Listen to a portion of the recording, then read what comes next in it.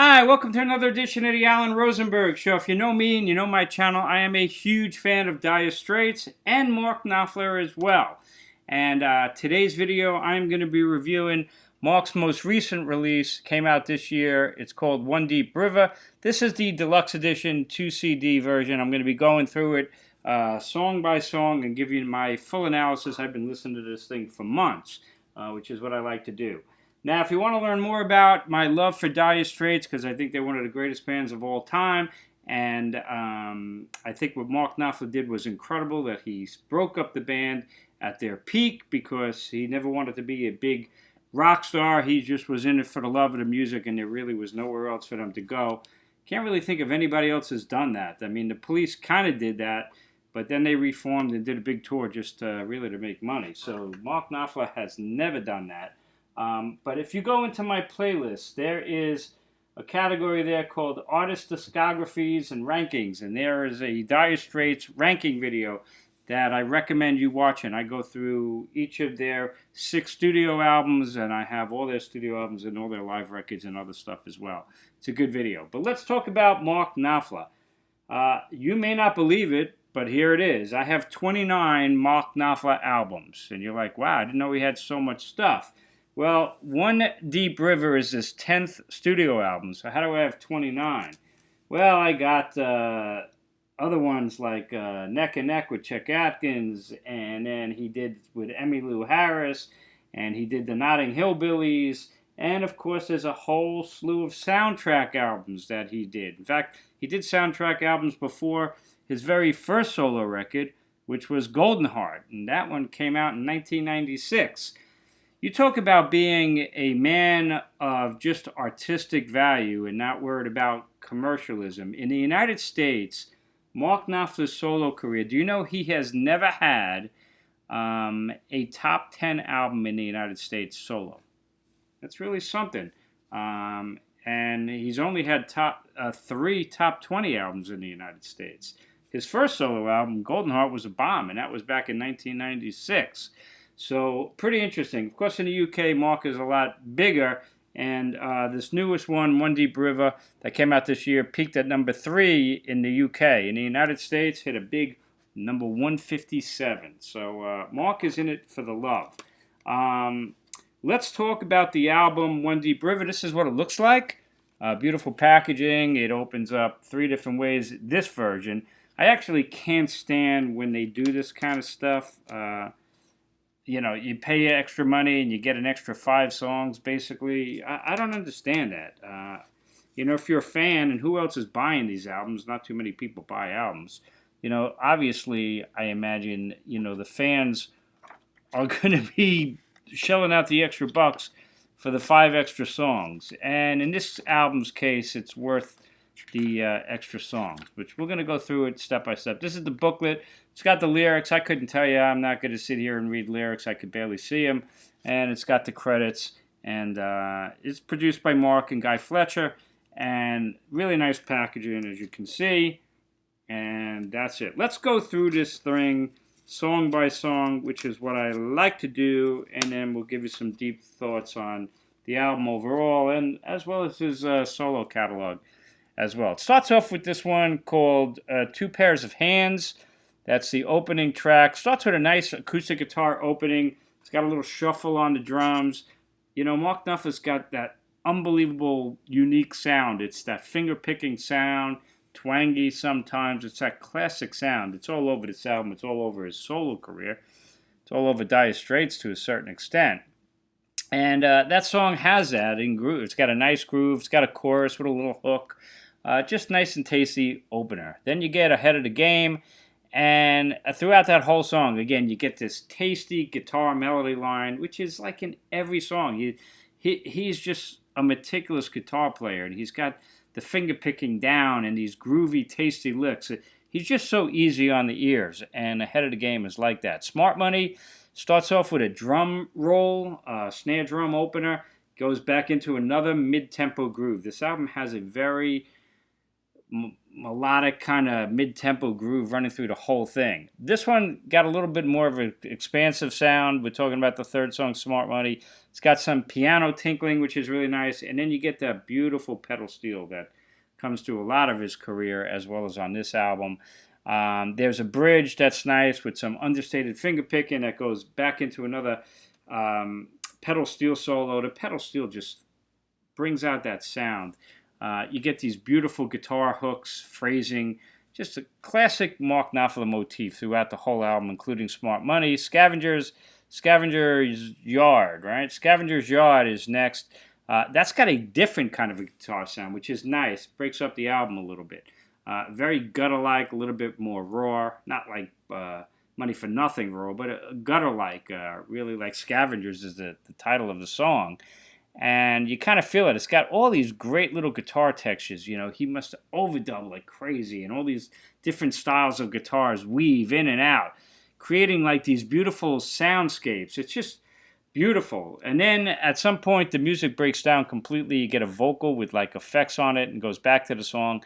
I like it a lot. Scavenger's Yard. Black Tie Jobs is next. It's kind of a slow waltz, but no drums. You're like, it's a waltz, but it's driven by like a synth-like string sound, and I like it. It's different. It's very moody. It's very tasty. Everything is tasty on this album. Nice guitar solo, but simple guitar. You're not going to see anything on this album like Sultans of Swing or something. It's slow and moody and atmospheric, and that's what the whole album is like, including his guitar work on these albums. On this album. The song kind of ends suddenly, which is kind of strange. Goes into Tunnel 13. It opens with this like hymn-like vocals, which is really cool, which goes into Mark's vocals.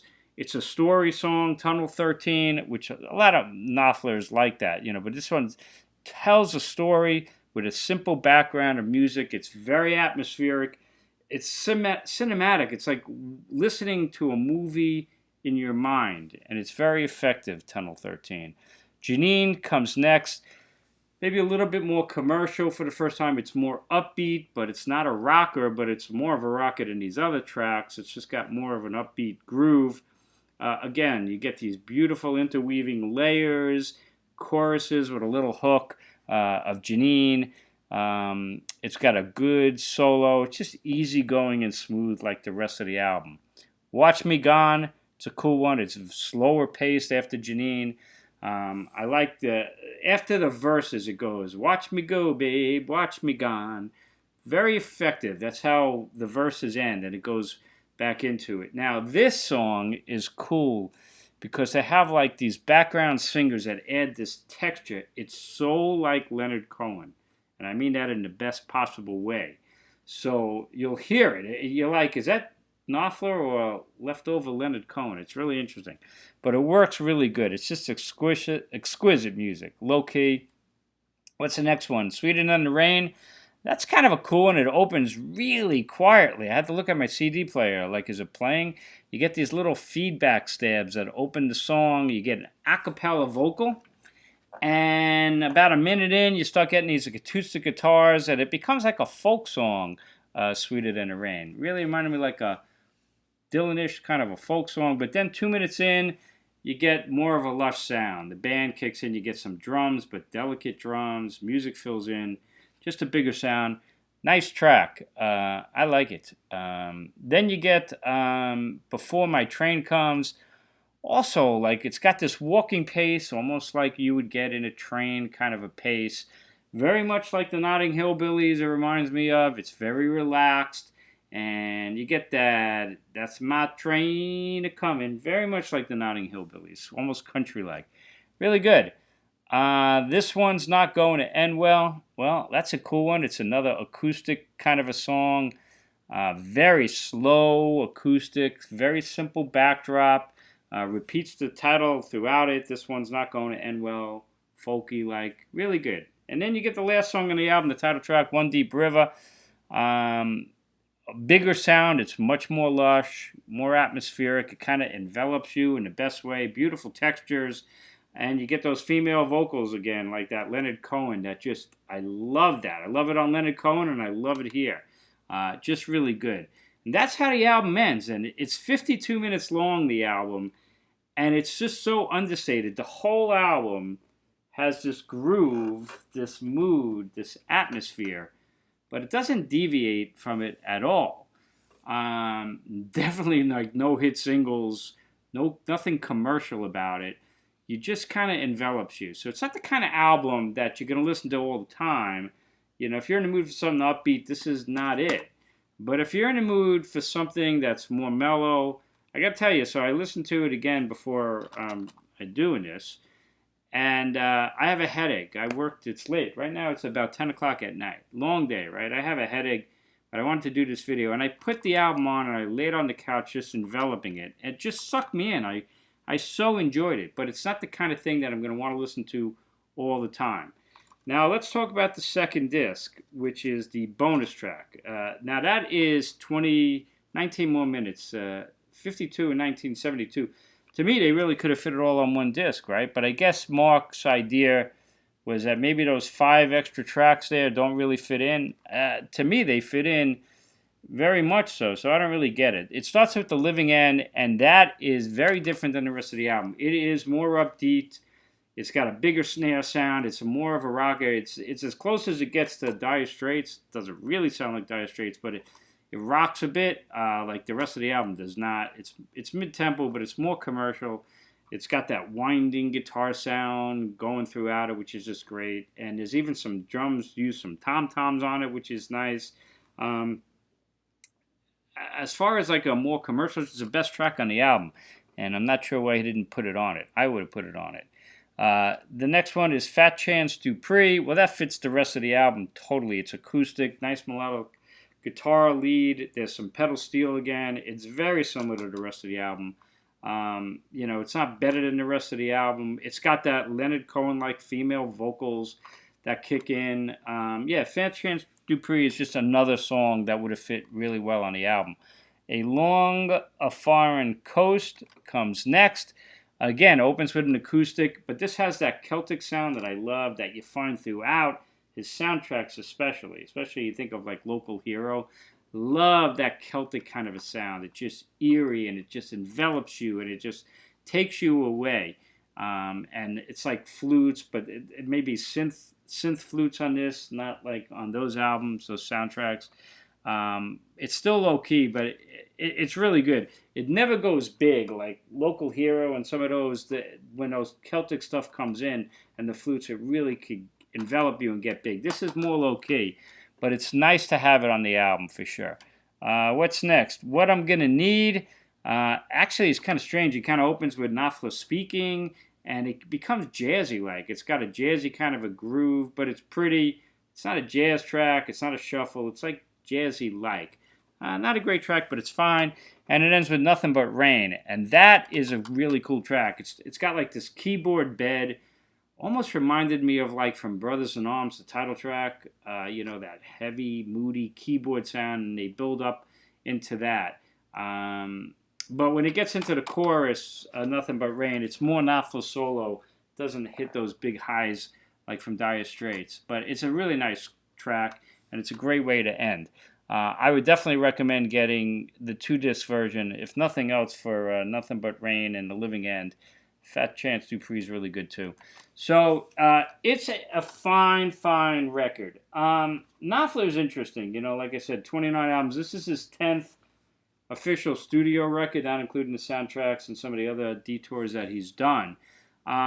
His albums are, like I said, they're really not commercial overall. I mean, there's this compilation here, The Best of Dire Straits and Mark Knopfler. This is old, but, you know, like, there's not a lot of like commercial Knopfler tracks. He has just gone way past or sideways from Dire Straits. You know, like Why I Man, Sailing to Philadelphia, What It Is. Those were kind of commercial tracks. Boom Like That was really commercial. You just don't get that anymore. So you get just like a 70-something minute album, and it just creates a groove. So a mood, an atmosphere. If you're in the mood for it, it's phenomenal. And I could say that about all his albums. His albums are very interchangeable. They don't really stand out. Dire Straits, every album, well, the first 2 albums are very similar, but every album is very different. Why I love Dire Straits, I could listen to them anytime based on my mood. I can pick out a different album, but I don't want to spend too much time on Dire Straits. Check it out in my video. Knopfler solo, these albums are very interchangeable. You know, they all kind of have the same kind of a sound, you know, like Privateering here. You know, it's got 3 discs on it. They're very interchangeable. They don't really stand out like Dire Straits. And that's what he wanted. It's the Knopfler sound. And if you love it and you're in the mood, it's great. But it's not overly commercial, which is why probably hasn't, you know, had huge success in the United States with these things. But there's my review. Hope you enjoyed this. If you have it, I'd love to know your thoughts. But yeah, you know, if you're a Knopfler fan, it's worth it. But it's not the kind of album you're going to play all the time. But when you're in the mood, really good. And I pretty much would say that about any of his albums, to be honest with you. Let me know what you think. If you're new to my channel, please hit subscribe. Help my channel to grow. Let you know when I'm doing new videos. That would be good too. Check out the playlist, man. Go to Artist Discography's rankings. You're going to find that Dire Straits ranking from 3 years ago. And I really covered it because I love Dire Straits and Knopfler. As always, stay safe, stay healthy. I'm going to post this in the morning. So when you wake up in the morning, at least on the East Coast, it'll be waiting for you.